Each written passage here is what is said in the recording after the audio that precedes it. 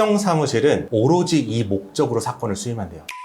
넘어가기 위한 절차로, 사실 이게 요새 많이 말하는 컨설팅비로 수백만 원 받는 그런 곳인 것 같은데, 이 업무만 하는 법무법인이나 법무사님도 있다고 하는데요. 수임료 이중으로 내야죠, 그 경우에는.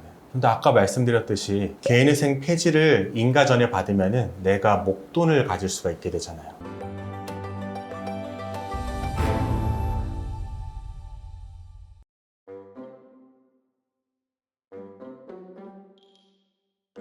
요즘 개인회생을 진행하는 도중에 워크아웃으로 넘어가시는 분들이 많나요? 네, 많고요. 저희한테 상담 단계에서부터 저는 워크아웃으로 넘어가려고 개인회생을 신청합니다 라는 분들도 있어요. 그게 뭐 전혀 문제될 게 없나요? 제가 법적으로 검토를 해봤어요. 일단 회생법원에서는 기각 사유가 됩니다. 이거는 신청이 성실하지 못한 경우에 해당하기 때문에 회생법원에서 기각을 할 수는 있어요. 그러면은 형사적으로 처벌받는 거냐? 그거는 아니에요. 사기회생죄가 되려면은 내 채무나 내 소득에 대해서 속이고 개인회생 신청을 해야 되는데, 그게 아니라 내 목적을 속이는 거기 때문에 그것 자체로 형사처벌을 받을 문제는 안 된다는 게 제 판단입니다. 그럼 어쨌든 이득이 된다고 하면 장려할 필요가 있나요, 이거? 좀 그런 게 있어요. 저도 이제 업계에 있으면서 여러분 상담하면서 듣고 또 직원들을 통해 들으면은, 특정 사무실은 오로지 이 목적으로 사건을 수임한대요. 워크아웃으로 넘어가기 위한 절차로. 사실 이게 요새 많이 말하는 컨설팅비로 수백만 원 받는 그런 곳인 것 같은데, 이렇게 하기 위해서 신청서를 충실하게 쓰지 않고 대충 써서 시간만 끌다가 워크아웃으로 넘어간다. 이 업무만 하는 법무법인이나 법무사님도 있다고 하는데요. 이런 경우에는 법원에서 알게 되겠죠. 이런 것만 반복되니까 이 사무실에 이 변호사가 하면, 이 법무사가 하면은 이건 신청이 불성실한 경우로 의심된다고 할 수가 있어요. 이런 경우가 있는 반면에 의뢰인의 법적 절차를 모두 다 대리해서 도와주는 것이 변호사의 업무이기 때문에 채무자가 원한다면 변호사로서는 얼마든지 도와드릴 수 있는 겁니다. 장려한다고까지 말씀을 못 드리고요. 원하신다면 저희가 도와드릴 수 있는 거예요.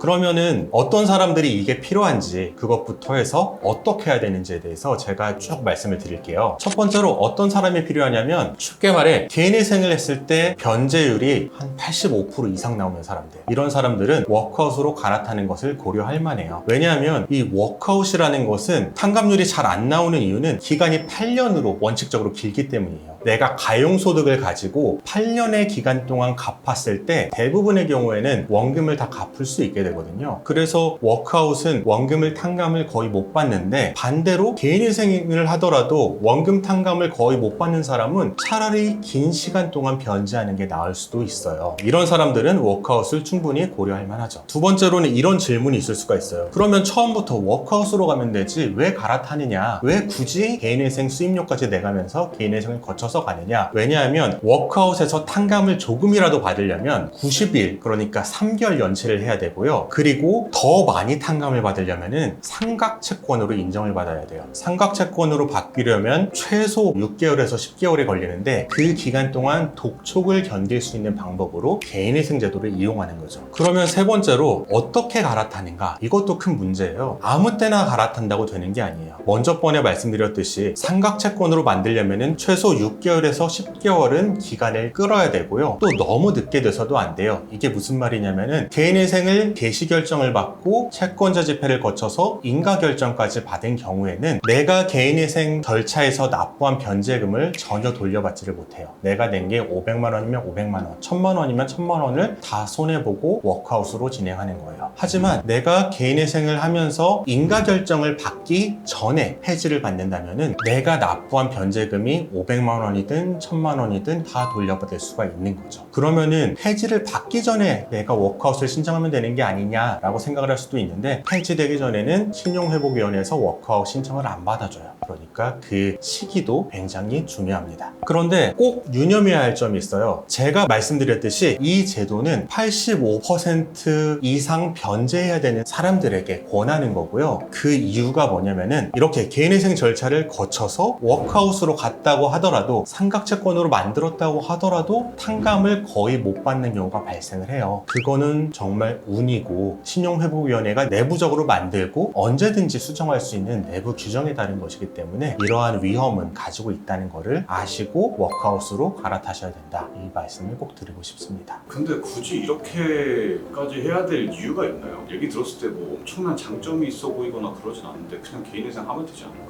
탕감을 별로 못 받는다고 하더라도 네. 워크아웃도 그렇게 안 해주는 거면은 저는 그렇게 생각을 하는데요. 워크아웃을 가면은 탕감받을 가능성도 있다고 하니까 한번 그걸 노려보는 분들도 있어요. 근데 폐지되면은 뭐 다시 돌이킬 수 없잖아. 다시 개인회생으로 또 돌아올 수가 있습니다. 워크아웃 갔다가 탕감이 얼마 안 된다. 개인회생이 오히려 더 좋더라. 그럼 또 개인회생으로 돌아올 수도 있어요. 그럼 수익률을 이중으로 내야 되는 거 아닌가요? 수익률 이중으로 내야죠, 그 경우에는. 근데 아까 말씀드렸듯이 개인회생 폐지를 인가전에 받으면은 내가 목돈을 가질 수가 있게 되잖아요. 그걸 가지고 또 개인회생 절차를 진행하시기도 하죠.